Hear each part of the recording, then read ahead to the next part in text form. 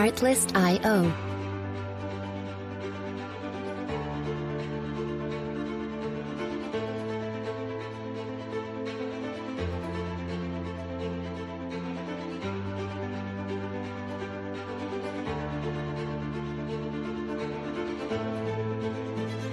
Music licensing reimagined.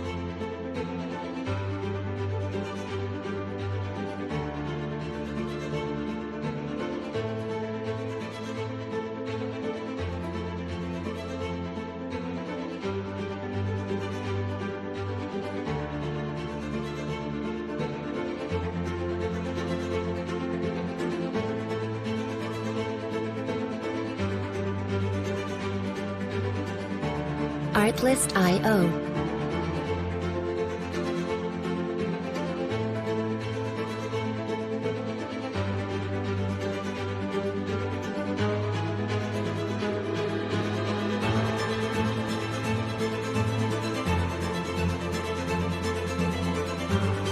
Music licensing reimagined.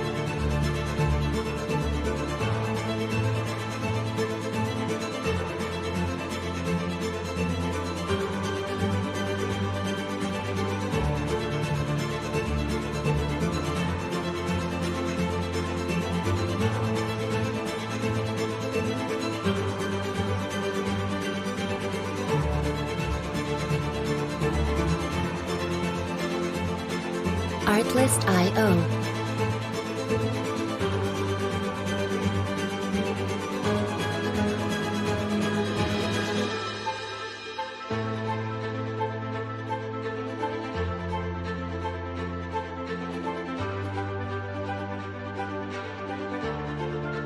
Music licensing reimagined.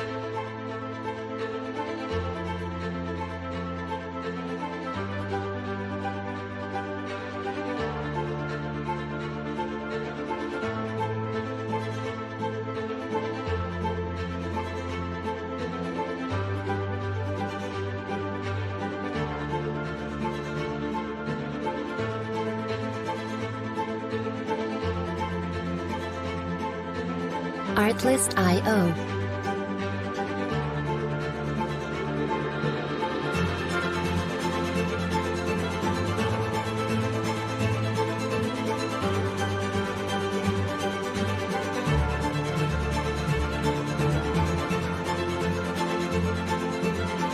Music licensing reimagined.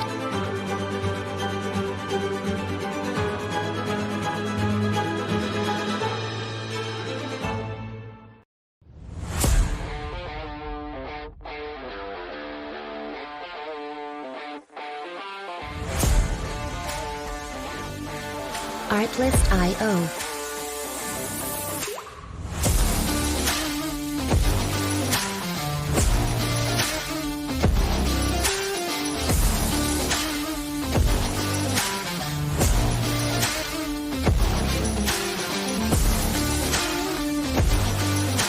Music licensing reimagined.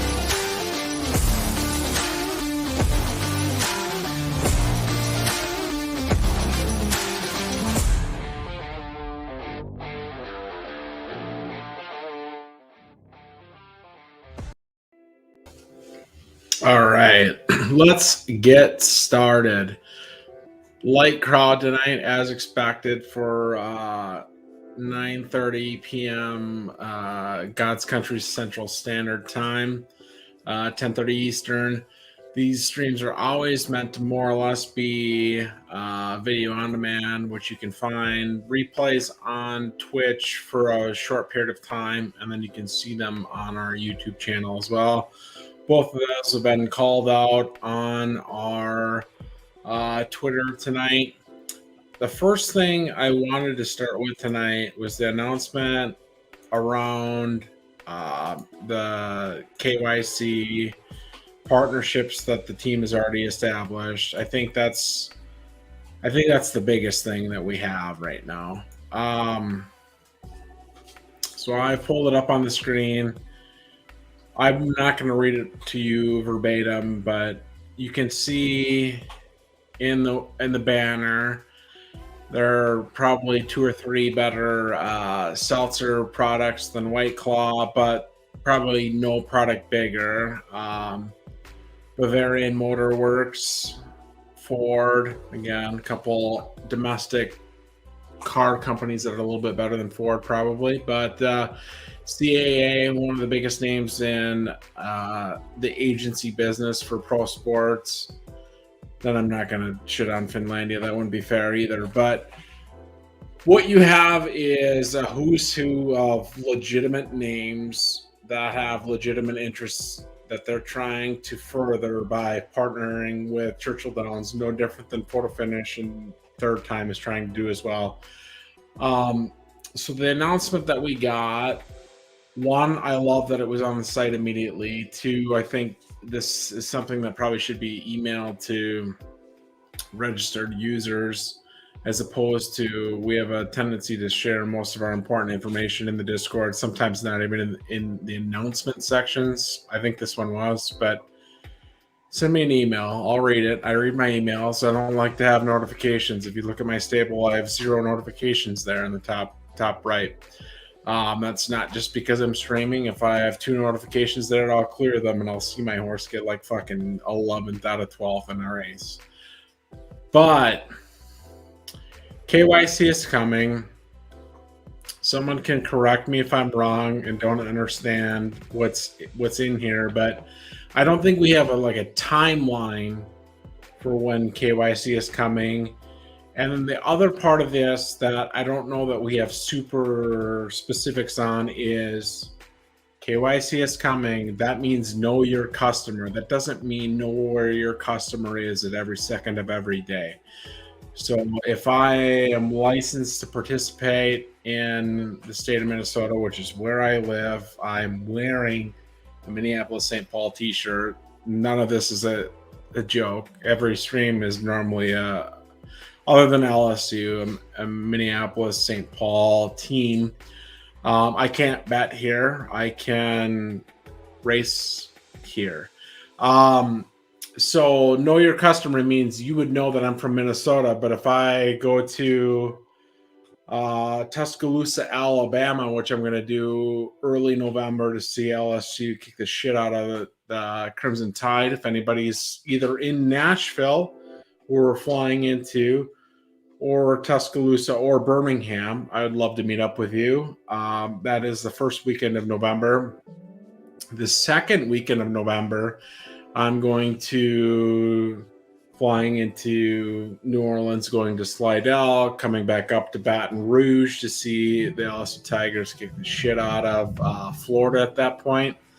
So if you're in any of those locations, one, I guess I have to check to see if I'm geolocated in a place where I can enter my races. At this point, I'm not that concerned about betting. But all of this is to say there's a distinction between KYC and geo-blocking or geolocating. Know your customer means I'm a Minnesota resident. I live in Minnesota. I'm in Minnesota at this exact second. Geolocating means I'm trying to enter a race from the fairgrounds in New Orleans. Can I do that? I guess I would have to look up. Or if I tried to enter a race at the fairgrounds in New Orleans and it didn't let me because it said your location is geo-blocked out, then I would know. This is not fought against New Orleans or Finish Live for geo-blocking locations. I don't even know. I bet I probably can race in New Orleans. It's a pretty degenerate town if you've ever been. They have probably the best food and definitely the best college football scene in the country, regardless of how good or not good the team is. Taking a look at chat, shout out to David, Lacey, Mo, regulars, best content producers in the business. Mo on the streaming side, Lacey on the moderating side. David sent his fair share there as well, for sure. So, yeah, the announcement is we're going to get Stripe to moderate our KYC here. Stripe is reputable. I've had to use Stripe to link payments for mortgages and homeowners associations and all those types of things.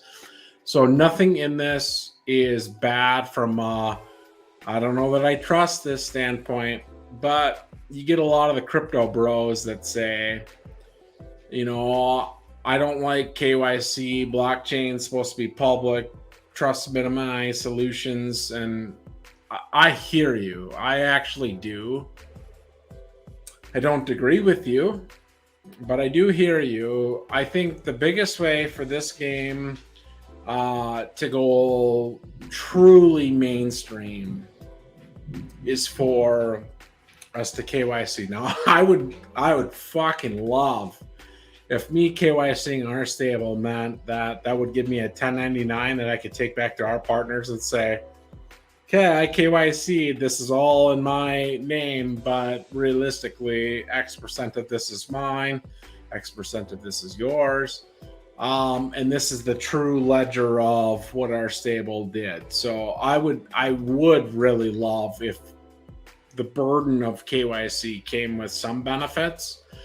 But at the end of the day, KYC is not a problem, and it is the best path forward for the game long term. There's going to be some short-term hiccups, no doubt about it. But DraftKings Rainmakers is crushing it in year 2 of NFL.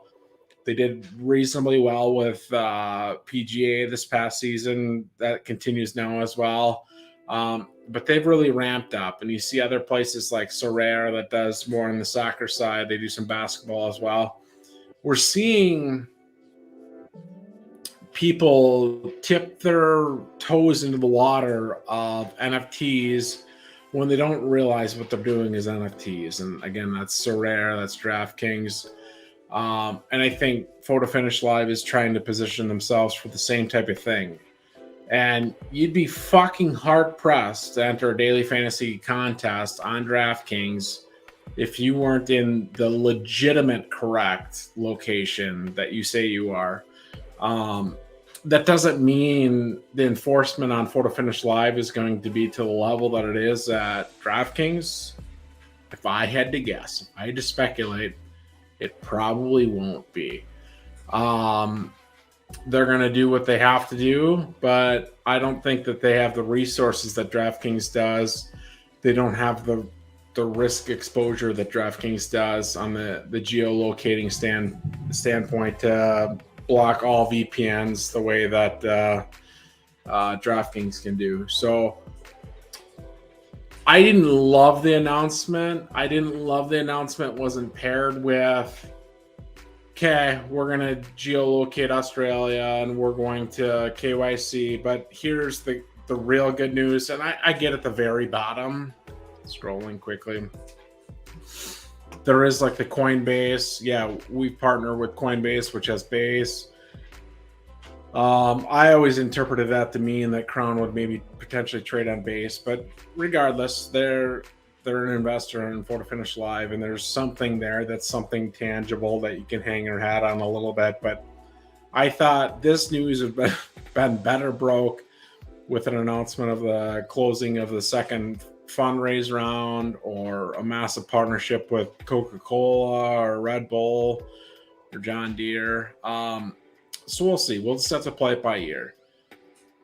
In conjunction with that, I will completely cards on the table and did this on purpose because we hadn't done this before. Most people probably knew what our wallet was, but I use Bird Eye, and I get this is probably a little bit small. I'll try to make it a little bit bigger and see if it adjusts or not.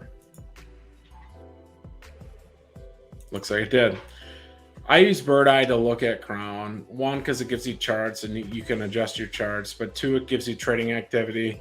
And it actually does pull in anybody that's got a naming service associated with their wallet. So we bought ABS HP. ABS means absolute for anybody that knows math. HP means horsepower. And we also bought absolute HP.sol. You want to see what our wallet's doing? Click on it. Look, we were a whale. A day ago, we dumped about $4,000 worth of Crown. In previous streams, I had said we were accumulating Crown. We weren't dumping it. This was after the announcement yesterday. That was a short-term trade. My expectation was that people that heard the announcement that weren't as okay with KYC as I am, and likely participated more in Crown than they did in the game. Because I look at those as mostly two separate economies, right? You've got, if you're racing in the game, chances are you believe in the game and nothing's going to change your belief in the game. But that doesn't mean someone else couldn't just trade Crown. We see coins trade all the time for reasons that are unbeknownst to me.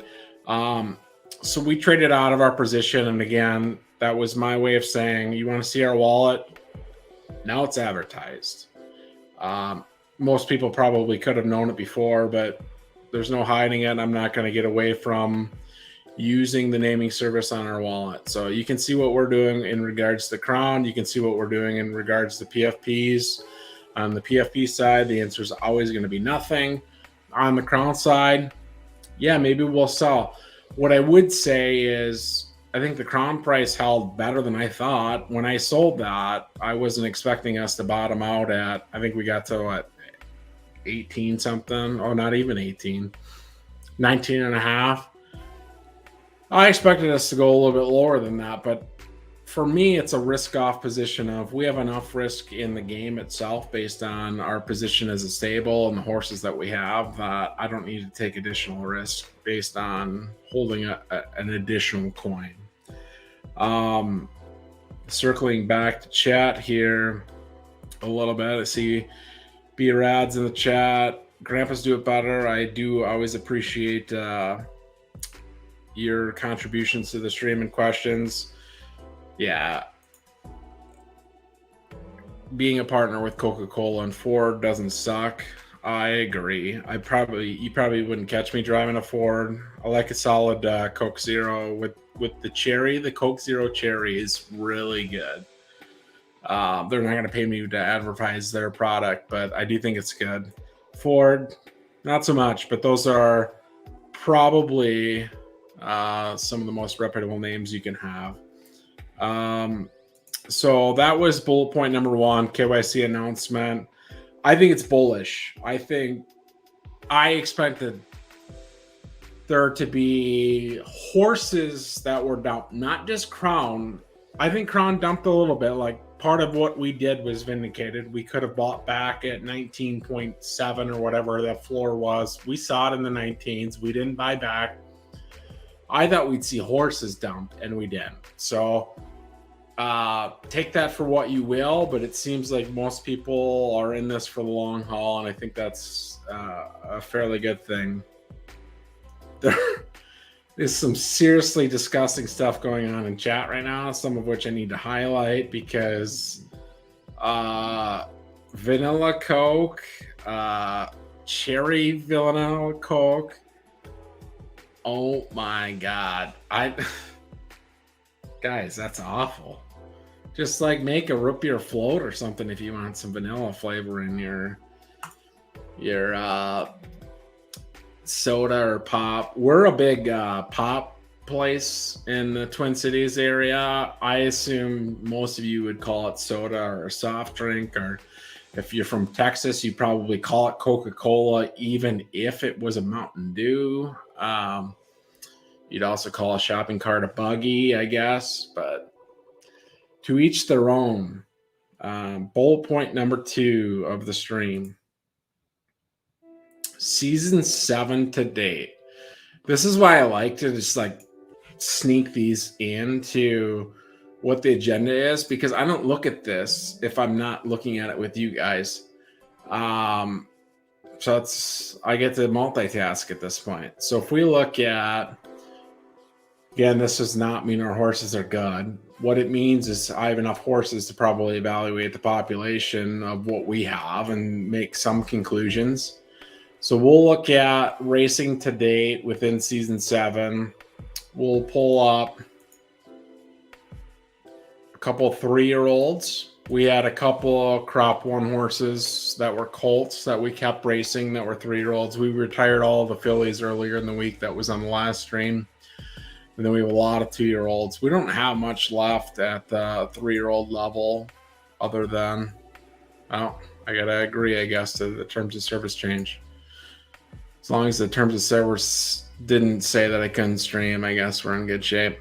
So Dirty Diana was a horse that there was a lot of legitimate interest in, both from buying and from a breeding standpoint, and it was fucking awful. So horse wasn't good. Still doesn't look good. But we kept racing it, and the logic behind that was, and if you saw the last streams, you would understand where I'm going with this, is we were very intentional on how we bred. We would breed with the same sire for each archetype for that entire season. Then we would switch sires in the next season, switch sires in the next season. There's some deviation there. We brought some RTS into RTF in the second window, which is the 2-year-olds now. But for the most part, we use the same sire every time. And that allows us, in my opinion, to evaluate the peak age of the colt itself. Because if I can say I have 10 fillies that I'm throwing to our colt, yeah, maybe you fool me twice, shame on me. But when you throw 10, then I think you have a sample it's usable, and they're at different levels in large part. We'll have some A- Gen 0 fillies that we're using, some A's, some A+, some S-, and an S, and most of these archetypes we compete in. So it's not like, well, it just wasn't good enough at the S level. If it wasn't good enough at any level, then it just wasn't good. And I think we saw that with Jupiter in the 2-year-old season. I would go on record and say that my belief is Jupiter is a late peaking horse, which isn't necessarily a bad thing. It doesn't mean you should breed with Jupiter. This is not me saying breed with Jupiter. What I'm saying is this horse, the sum of its parts are pretty fucking good. Diane, on the filly side, from a racing record, 9 of 9 preferences at the S- level. Jupiter being pretty rare at the S colt side, and the only one with SS- stamina. Like, you just wouldn't think this horse would be not good, even if it got bumped up. Like, if this was an S-, probably a killer. It actually probably is, and we have another example of that pulled up. But it just wasn't good. So I could have retired it. I could have bred it. It's got 8 preferences that probably do well in the current meta that we have. But I want to race it to see if it improves. I don't race as well as I should. I don't race as intelligently as I should. So we raced it. When did the season flip over? Like the 25th. So then we started to get reasonable results at 6 furlongs out of 9. Again, this is restricted stakes, but it's an S, so it would be like S restricted stakes on good, which it would have preferred. It got 3rd out of 9. That's pretty good. We raced on soft. We're not a big fan of waiting for the race to come to you. We just race. Then we got 6 out of 8, so we should learn a lesson. 4 furlong, we got fast. Fast should be very good for us. I've always said that anytime you're over like halfway on the firm versus soft, so 1.5 stars, whenever you're at 2 stars or 2.5 stars, that's when you get kind of an incremental benefit of good or fast. So that should have been really good for us. And we ran a fleet figure of 74, so that's solid. Then we go to 5 furlongs. We got 2nd. 5 furlongs, left turf good. So not as good as fast, because when you talk yielding good fast, every additional half star you have when you go from good to fast, I think matters quite a bit. Is what we saw in Beta V2 for sure. So I would have thought that, yeah, it would make sense that good wasn't as good for us as fast was. The distance, I don't know. I wasn't paying much attention. 73 is not bad, but 4th out of 6 is not great. And then today, 6 furlongs, right turf fast, we get first out of eighth, run a really good number. So then the question is, okay, is what I'm saying about aging correct within regards to Jupiter? So the last 3 races this horse had run, 4 furlongs, 5 furlongs, 6 furlongs, was a 74, 73, 77. I don't look at the individual 3 segments. I don't know if there's any value there or not. Has this horse ever run a 70 before? Once. At 9 furlongs. Maybe this horse is a monster marathoner and we just haven't tried it there. But that tells me, I think, somewhat conclusively, the horse is actually getting better. It's what you would have expected. Like, there was no way you would put these two together and expect it to not be a good horse. Even if it made S, minus, it probably would have been a great horse from day one. We've seen 100 examples of that. So that's why we didn't retire it. That's why we didn't breed it. We could have used it ourselves. But we'll keep racing this one. And this might be one of our like two to three really good 3-year-old horses. We don't have many. The other on the 3-year-old side is Bored Ape. We've talked about this horse before if you've been on the streams before. We went to Shawnee Bear. Shout out to Pocono. And we have Ape, which is one of 2 of the top Astro LDFS fillies. You would have thought an S minus, that was the top S minus, and a very good S would have made an S. It didn't. And I think we're seeing that horse just ends up being very good at the S minus level. It was good from the start. Nothing really changed. Won its 3rd race, 5th race, 7th race, 8th race, and then won its race today. From a chart standpoint, has never lost at 9 furlongs in 3 tries. A good manager would probably suss that out a little bit instead of racing 5 races at 4 furlongs, but I'm not a good manager, so we'll get there when we get there. I do really wish this chart was fixed because that was very useful before. But my guess is it is a mid/longer distance horse. Definitely not 12 because in 3 tries you would have thought you would have done something more than that. But those are the 2 we have to look forward to from a 3-year-old standpoint. And again, both of those were left out because they were colts. And they were left out because I think there's a lucrative opportunity for colts, because what we saw with the Gen Zero horses were they kind of had the mature races to themselves up until this season, and they crushed. We had a few of those that crushed as well. So now you take a 3-year-old horse versus a 7-year-old horse, and the 3-year-old horse seems to be crushing. Not looking at those results super closely, but other people are, and I think that's a fairly conclusive statement at that point.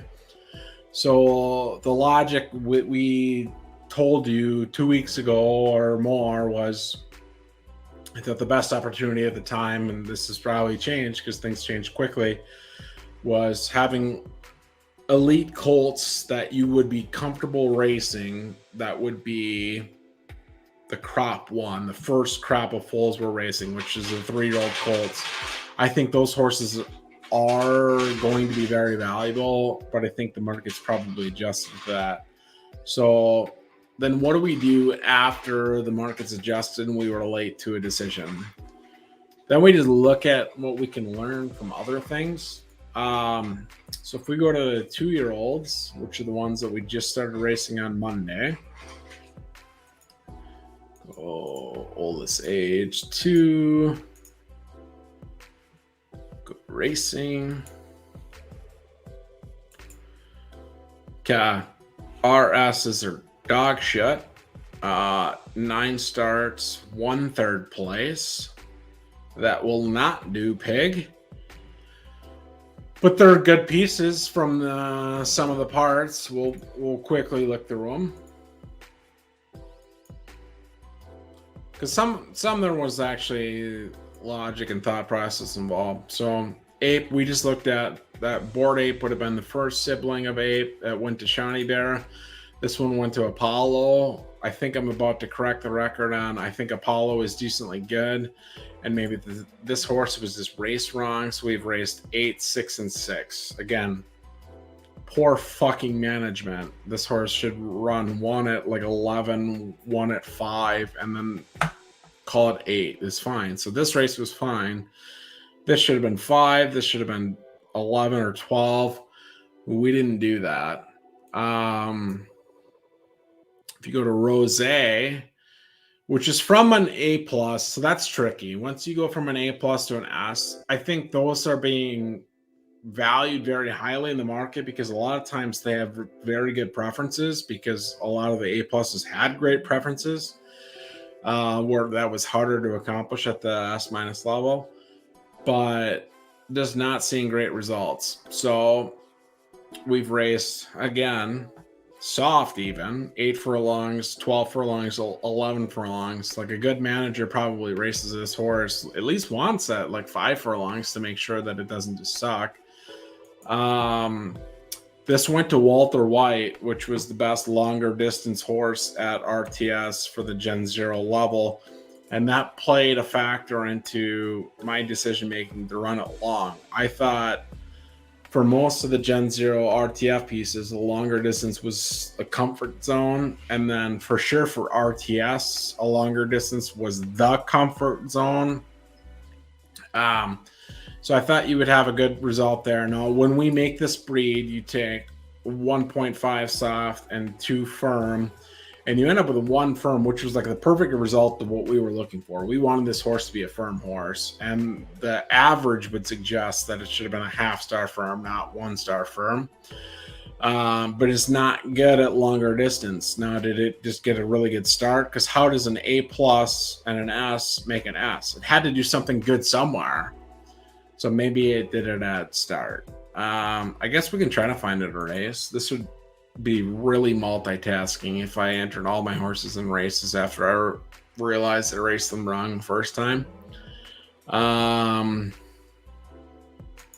do we got? I guess we can go to stakes. I can race in an allowance. We need a sprint. What we need is a sprint. Okay, done. Like a day and 18 hours, but we'll be there if you're there. The other one, go to chemistry. We talked about this in the last stream. This is well thought out as well. Again, Walter White was the best RTS, long distance horse, consistent winner. Mundo is seemingly to be a great breeder. Shout out to JPEG Lord and Ghost Golden Stables who manages that. But Walter White won the majors. It had S-Temper, which people are trying to attribute to success in big races as well. I don't have a strong opinion on whether Temper is a racing stat or not. But you would have thought probably the best RTF, probably regardless of gender, long distance horse, and the best RTS long distance horse, so the Gen Zeros, would make a long distance horse. And this is another one, the same thing. We just tried to take this ticket window 9924 into RTF in the second breeding window. When we bred it, we started with 1-star firm. We bred that into 1.5-star soft. So the most likely outcome is either 0-star soft or a half-star soft. This was always intended to be an RTF piece. In my opinion, it is an RTF piece, even though it's technically an RTS. Would have thought it'd been great at longer distances. Same fucking thing. I raced at 12, 11, and 9. So maybe this horse sprints because the actual 3-year-old goat horse, the offspring, the first crop one from goat, was a sprinter, even though it shouldn't have been as well. So I just need to race my horses a little bit better. But if we switch gears from RTF or RTS and you look at some other ones, like we've had some decent results. I'll leave this window up because I might want to come back to it, but we'll switch. And if we just go to Apollo, Okay, my filters didn't clear for whatever reason. Let's try that again. Hello? This was the rarest LDF scuba Colt. That does not mean you should braid with it. I don't care what you do.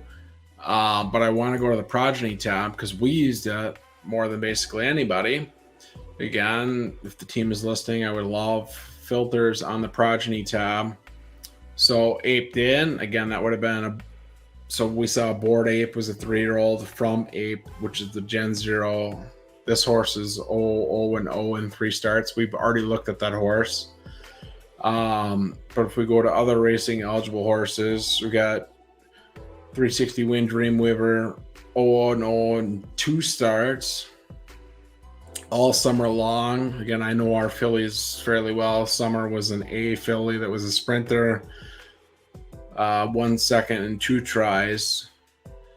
But if you start coming a little bit lower, things get a lot better. Ember Light, which was an A LDF filly with an S. So an A with an S that made an S minus, which would have been higher than you would have thought it would have made. Has a win in 2 tries. Keep coming down. Yeah, no explanation for this one. Jackie-san. I don't even know what this horse is or who owns it. It hadn't hit the board in 5 tries. Aha! Ghost owns it. Okay, that was our own breed, so he bought it from us. Now, Ghost is trying to sell us for $285. What did we sell it to him for? Which isn't fair, but yeah, $130K. So he's trying to double his money, even though it's 0 and 0 and 5 tries. But once you start getting lower, like Juno Beach, 1 2 starts. Lucy's Folly, which we don't own, that's in a different barn, has hit the board all 4 times, including first or second, 75% of the time. Violet Shadows has won its only race. Willow Lane has won 1 out of 3, but second as well. And all this is to say that when we went to our 3-year-old colts that we looked at LDF, which were from Shawnee Bear, I wasn't thrilled with the results. And when I looked at our RTF 3-year-olds that we would have had from Jupiter at the time, which is our own sire, I wasn't thrilled with the results. We looked at LTS, which would have all been from Pluto, which was our own sire. Wasn't thrilled with the results. Like, I think we're seeing slightly better results this window with our 2-year-olds, and it's early days. A lot of these horses, because I don't run them efficiently or effectively, have only raced once or twice, maybe even 3 times. And realistically, like, you would bore me if you tried to make a conclusion off of something for less than, call it 8 starts, probably. So we'll get there, but I think we're seeing some places where we're seeing improvement, some places where we're not seeing improvement. So if we try to do the same exercise with RTF, I'll get caught up in chat, I promise. I should have a filter for this. No, I don't. Should have had a filter for that, but I don't. Right, turf. And we do racing. So where I said all of our RTF pieces in the first window would have went to Jupiter, we have what I consider at the time like 7 fillies that were either top fillies or fillies that had 2+ firm preferences. So we'll keep this window, we'll come back to it.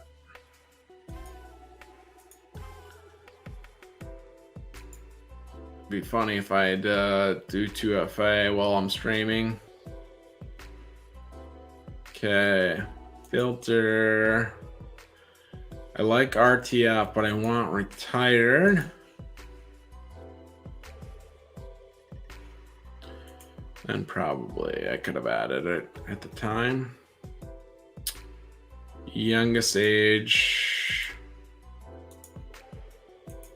think they're 7, but I'll put 6 just to be safe. So these are our Gen 0 RTF fillies. Like I said, Goat went to Walter White, which was most likely to be a soft horse and ended up being a 0-star soft. Jupiter's a colt. We probably have to further filter this to be just fillies. There wouldn't have been that many that would have screwed it up. Most of them are fillies, but Claire, we didn't breed at the time. Diana bred. So what we tried to do intentionally was take all of our good fillies that had 2 stars or more on the firm side at the A+ or higher level. So that would have been Rose, which became Rose because 2-star firm took into a 1.5-star soft. We didn't do Paige because that was a 1.5 firm into a 1.5 soft. Who knows where that ends up? We didn't do Juniper for the same reasons. We did Jane because it was 2.5 firm into a 1.5 soft. Of course, that horse is going to end up being a firm horse. Hazel had 3-star firm. We did that.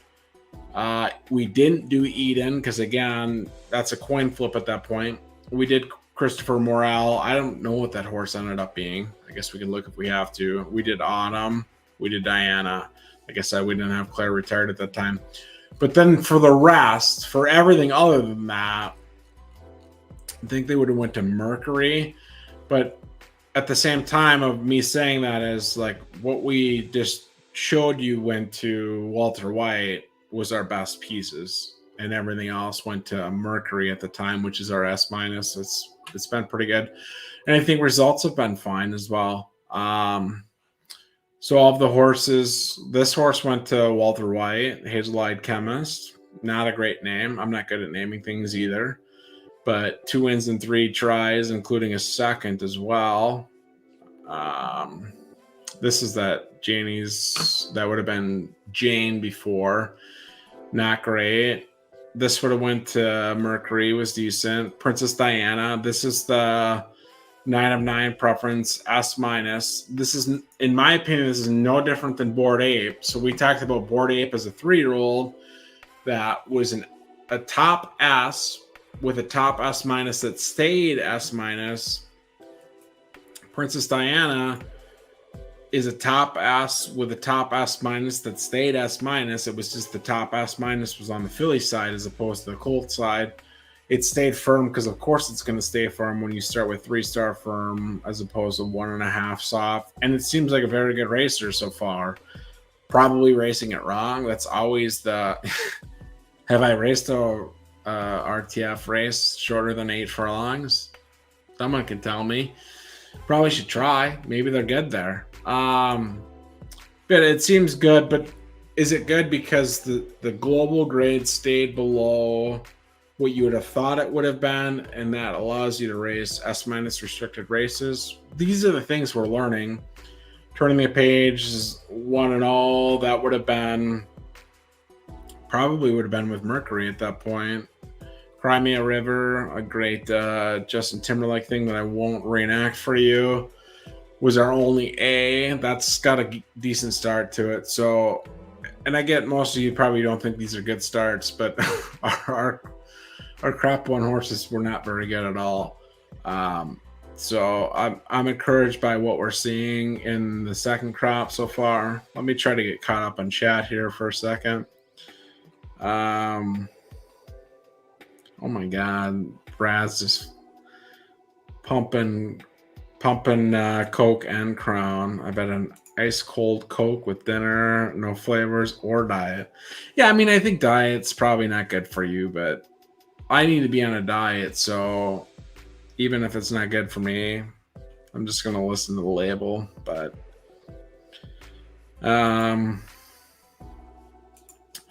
Grandpa's Do It Better said, yeah, I saw a horse named Blockchain that had S start and SS minus speed and thought it would have been way better record. Definitely late bloomer, I think.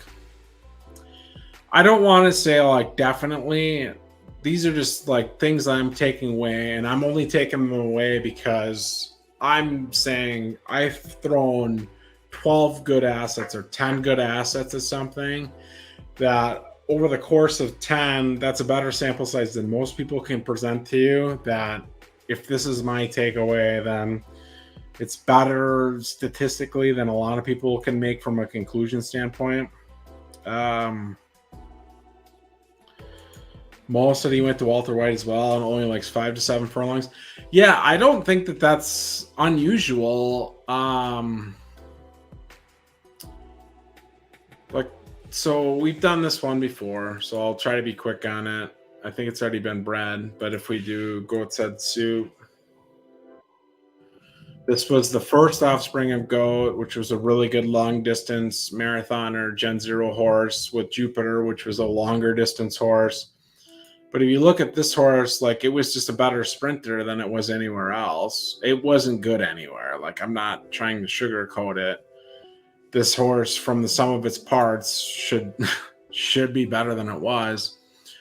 But its stats bore out that start stamina, same as most of the RTF Gen Zeros had. Then it gets a nice bump to heart. So like longer term, maybe this is a very useful piece, but it wasn't very useful at Gen Zero.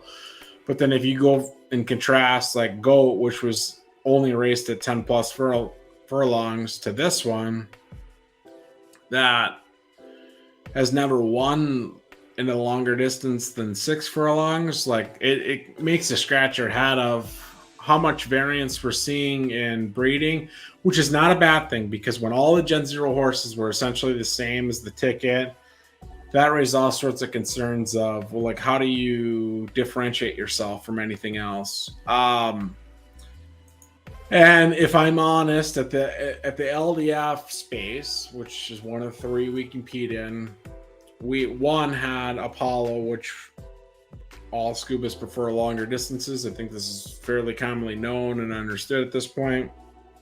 We bought Yukon from Ghost to Golden Stables, which is an Astro that revealed really good stamina, I think. Good luck, I guess. Doesn't matter to the conversation. So I was trying to corner the longer distance LDF market because I thought, you know what, even if like the Ziggies were really good at sprinting at the LDFs, that's Monarch out of Balthazar, Scott Street, which is Rollo, Spider from Mars, which is the Grape Syndicate guys. Like I wasn't using them. Rose of Zion, which was a Ziggy only on the Philly side. I haven't used them at all. Like literally not used them once, and we're 5 windows into breeding because I didn't want sprinters.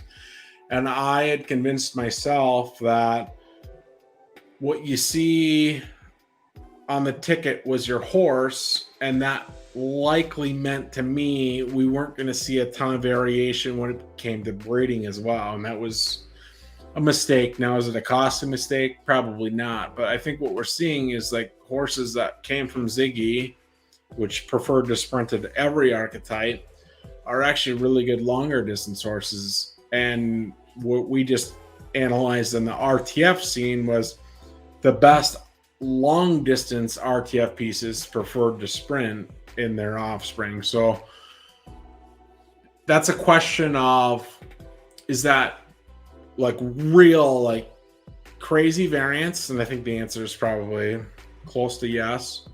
Or is it if all of the horses prefer the exact same thing and the horses that are winning are just slightly better at the exact same thing, which is true. Like the A plus 25s or A plus 26s were the best horses in large part.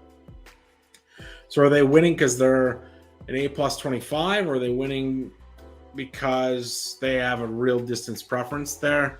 I think they were at the Gen Zero level, they were winning because they were a better horse. But now I think we are seeing a lot of variance in what your resulting distance preference is. So let me get back to chat here. Shout out to Gooch. Siberian X. It's been here a lot as well. I need to come visit, weekend moderator for all your LTS needs.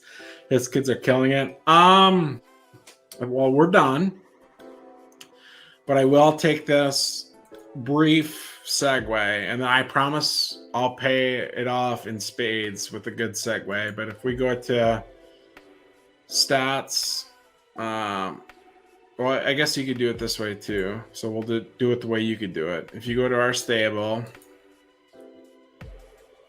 and you go into stable stats,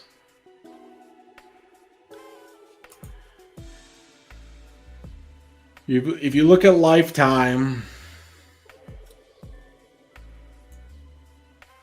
I haven't looked through everybody's, but I've looked through the people you would think, which is the entire top 10 and GVG. No one has paid more on breeding expenses than us.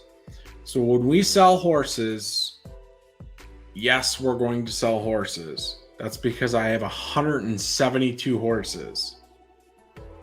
Again, no one's paying more to breed externally. And if you go back to home, we've got 65 pregnant mares. Now, if I don't sell horses, there's no way I'm going to run those horses. We've already talked about how I'm not running horses effectively or efficiently. I get to welcome 64 the next time I want to try to race. So we're going to have to sell horses. What I can promise to you as a community is that when we breed every window, we're going to pay someone else to breed with, and that's not because we have to. So if we go to my stable and we look at just Gen 0, we'll do Colts, youngest age 7.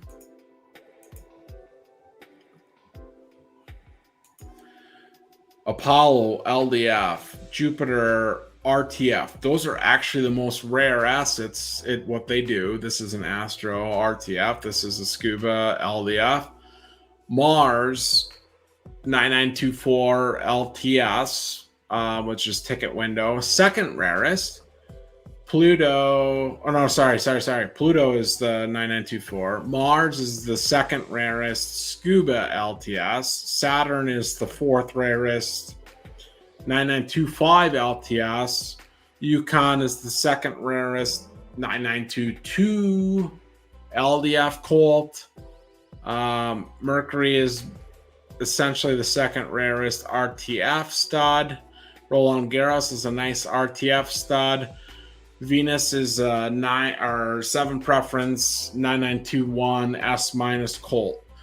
All that is to say, I wouldn't have to pay anybody a cent to breed. So we sell stuff. If you want to look at our average listing time for horses that we list, they're not listed long. I think they always get snapped up by the people I don't want them to get snapped up by. In this case, Ted Racing and 360 Win bought a bunch of those horses. And if I go to the marketplace now, I don't think we have anything for sale. This would surprise me a little bit. Yeah. No search results found. That was to say, I'm trying to do the best I can to balance.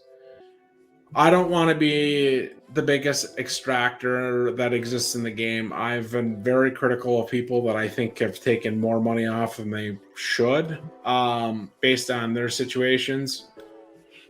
We have 172 horses and 64 more on the way. We've sold like 7 horses this season. We probably actually realistically need to sell more than 7 this season. We probably won't sell more than 7 this season. But if you want to take a look at someone that's always done it right and having smashing success on the track,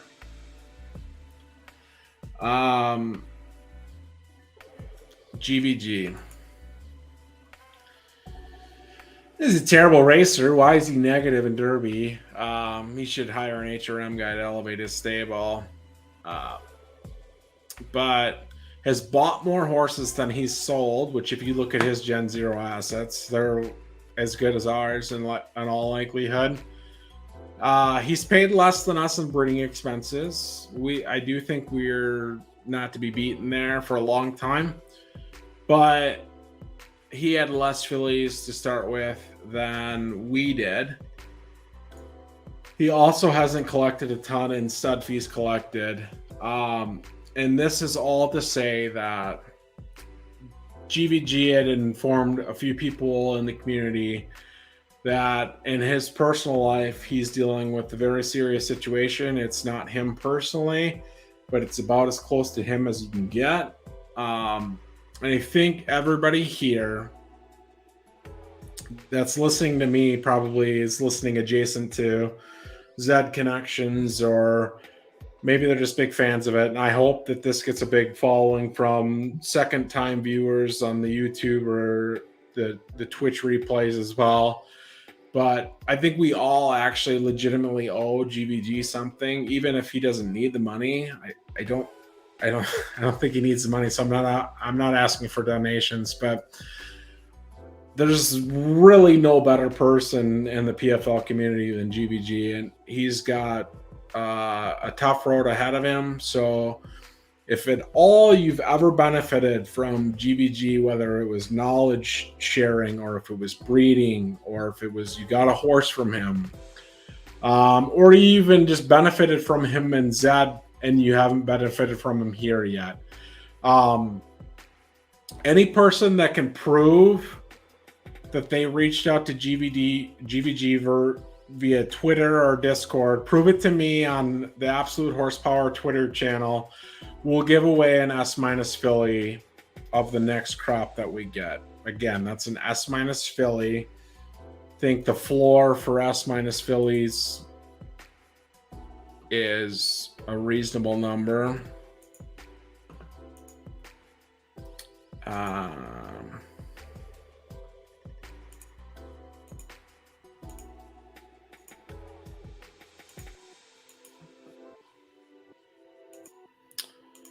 Price low to high. So the floor price is $1,000. So I'll commit to give away a horse that at worst is $1,000. I think what we'll give away is probably better than that, but it's worth it. I think you guys all have benefited from GVG, and he needs it now. So if you want to pay that forward a little bit and you tag us, provide proof, we'll do a deck race. Let's call it. We've done the polling series, like a 1-week polling series. Call this the polling series for this week. But I'm not going to tweet it because I want to give people that listen and join the stream an advantage. So maybe you're listening second chance as opposed to live, but it is September 29th, 10:30-ish, God's country time. If you respond and provide proof in a week's time that you've reached out to GVG, you'll be entered into a giveaway for an S- filly. Good question, Gooch. Do you know what is the best, most effective way to reach out to him? I would say if you have him as a friend on Discord, 1, congrats, you've more or less made it. But 2, that's going to be the easiest way. If you don't have him as a friend, I do think the PFL Discord is going to be a way you can grab his attention. I think if you don't want to do that, he's got 2 separate Twitter set up. Don't use the real GVG. That's rude. He's a legitimate art collector, and he's trying to separate these two on purpose, I believe. So I think there's a GVG Genetics on Twitter. Let's see if we can find it super fast. Probably following him. Probably following both, but reach out to him on one. Yes. I'll throw this in the chat. That won't be super useful for the replay. But there it is. Yeah, just reach out. Anything. I'm not a very religious person. Otherwise, I'd probably be less of a shithead. But it's just sucks to see someone that has been so good to so many people have a tougher situation than I currently have at all. So, shit, he's listening, I think. Oh, no, he's not. He just a random horse takeaway. So we'll move on. We get to move on. Next item, early aging indicators. We talked about that. We talked about our horses and where I thought that, Jupiter seemed like a late peak. I think what we were seeing with Mercury was better on an early peak, but we didn't use the same best assets with Mercury that we used with Jupiter. So more to be determined there. And then 4 on the list of agenda was season 8 teasers. So we'll try to wrap here in the next, call it 15, 20 minutes. This is me asking for listener questions if you've got them. But in lieu of that, or before that, my biggest question to the community, and I don't know the answer to this because how could I possibly know the answer to this, is how would you value a Gen 2 offspring against a Gen 1 offspring that each had been bred with Gen 0 the entire time? So I'll try to get you. Oh, no, he's listening. Shout out to GVG, best person we've got.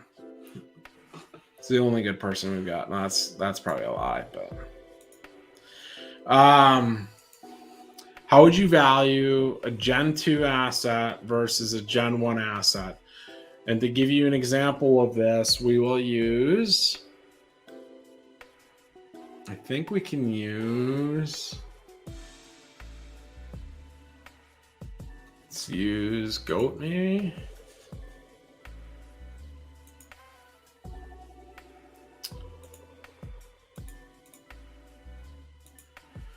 Okay, so goat, the initial Gen 0 horse on a progeny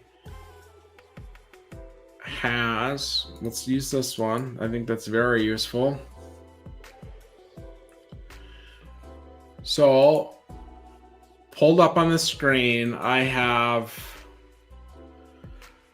full of goat, not named, probably not for sale, from Better Than Most, which is the highest preference RTFS minus colt in the game, and goat, which was the best scuba filly in the game, maybe the only scuba filly in the game at the RTF. That's not a statement of fact, that's an educated guess.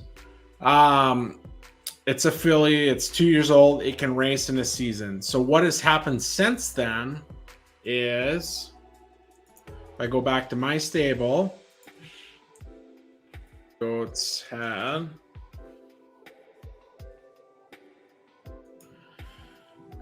Soup, again, not a great name. It's a song. Someone could probably tell you what the song is. I don't know. I just asked ChatGPT how to name my horses, and that's what you get back when you've got 40 plus horses to name every window.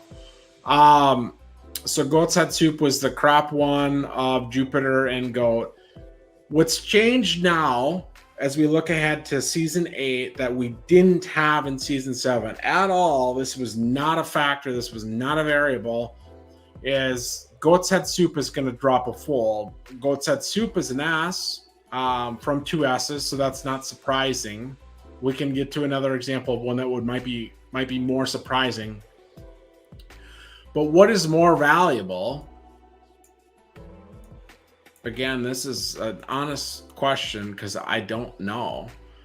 Would you rather have full of goat, which is only one of one, from an S minus as well, that'll be 1 year old next window, or the 0 year old full of Goat's Head Soup, which we don't know what it is? Let's assume it's a filly, because then you're at least comparing apples to apple.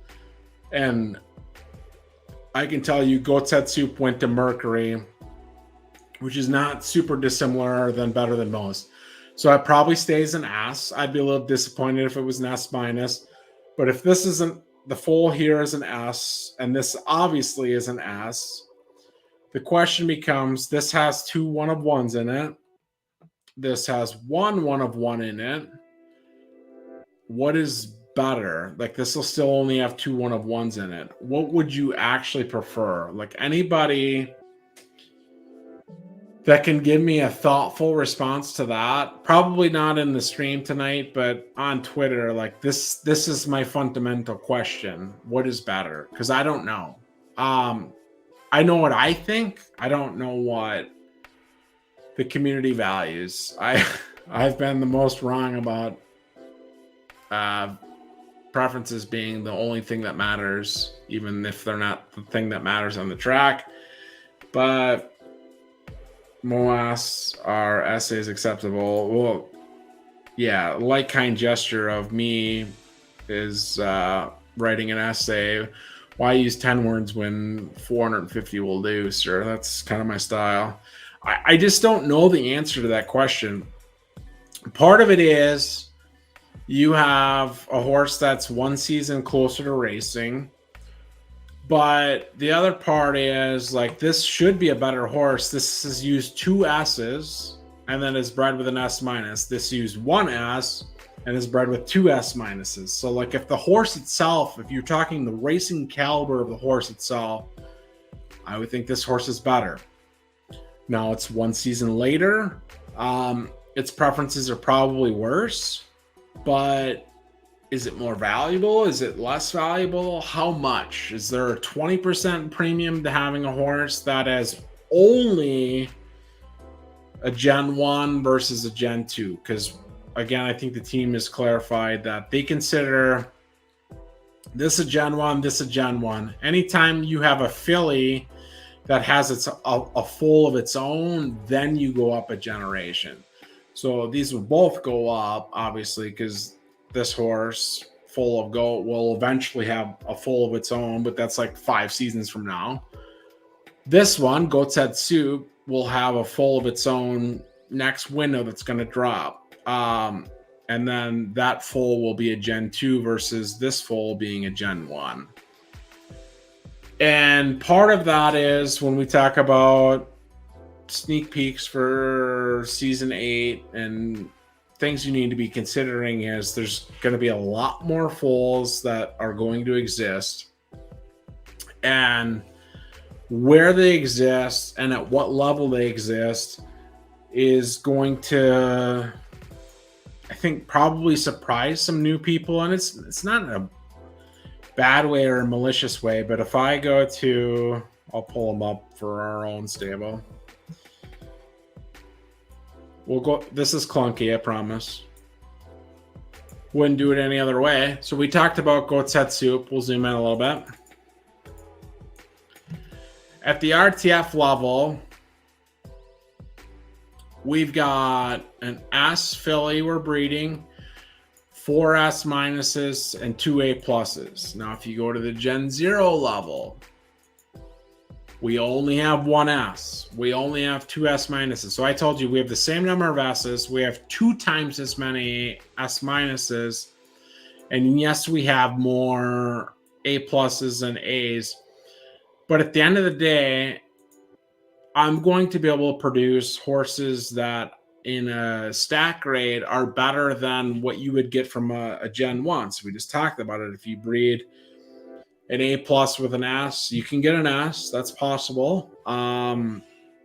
But if I have 4 chances at it from a crop 1 level at S minus, chances are I think 2 of the 4 are probably S's. So is that better because there'll be a Gen 2 asset as opposed to a Gen 1 asset?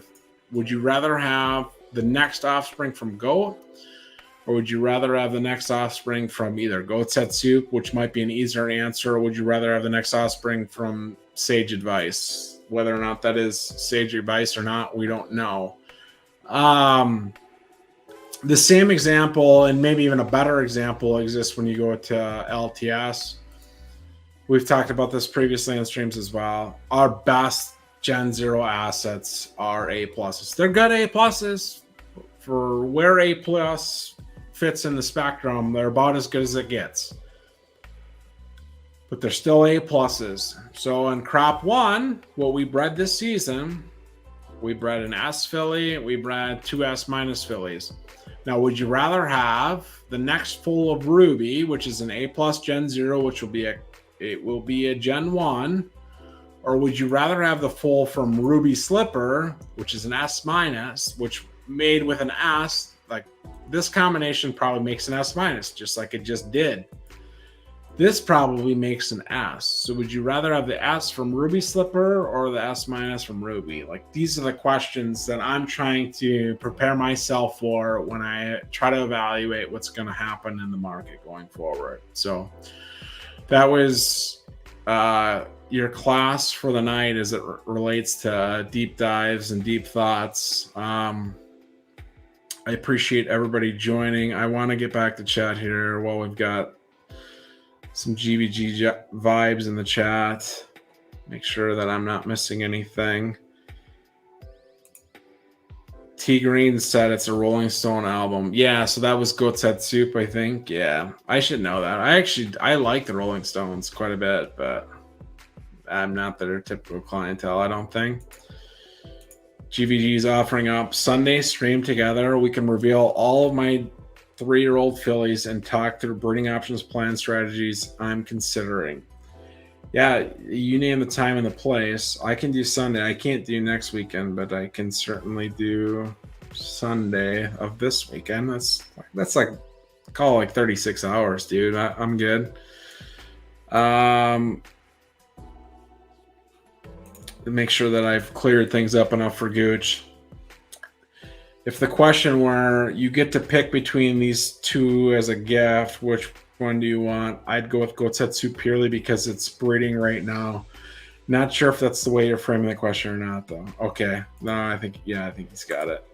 Yeah, I'm asking if I list the full of Goat's Head Soup for X dollars in the marketplace, and I list the full of Goat, the next one, the one that drops this coming season as well, for the same dollar amount, and they're the same gender, and let's say they're even the same grade, which one sells first? That's my question. I do not know the answer to. I like I said, I think I understand what I would do, but I do not know the answer.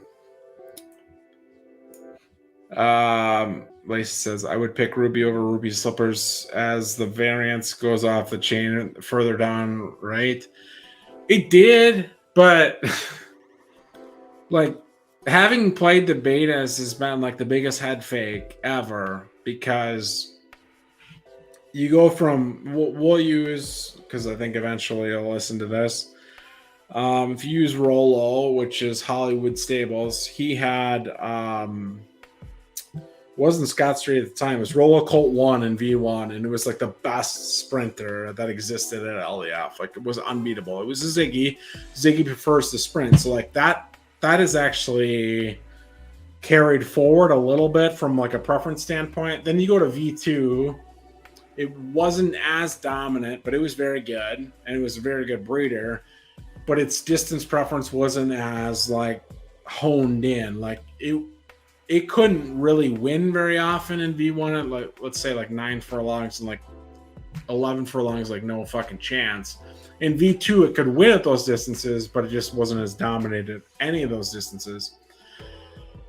V3, like slightly different, and then live just wasn't as good as it had been. And no one needs to feel super bad for Rollo in some of those cases, but the example is to say, we learned a shit ton in 3 betas over the course of like a year plus. But if you want to feel like you're earlier or later, you want to understand where you fit in the time-space continuum of PFL, I think the people that have been here the entire time have had to forget more than you think. Like, do I have biases that are no longer true, even if they were true in V1 and V2? I think that's the way you should think about it if you think you're late to the game at all right now. Because I think people that join the game at live and only have known live, even if they talk to people that have a broader experience than they did, like they don't have that clouding their judgment of, I've seen Roller Coat 1, which is Scott Street now in live, be 3 or 4 entirely different horses. Let's make sure I didn't miss a bullet point. Yeah, I said listener questions. I'll cut you guys some slack because it is a Friday night. Again, closing in on 11 God's Country time. So with that, barring any last minute additions to the chat, I will leave it there. Again, these are always intended to be more on-demand review.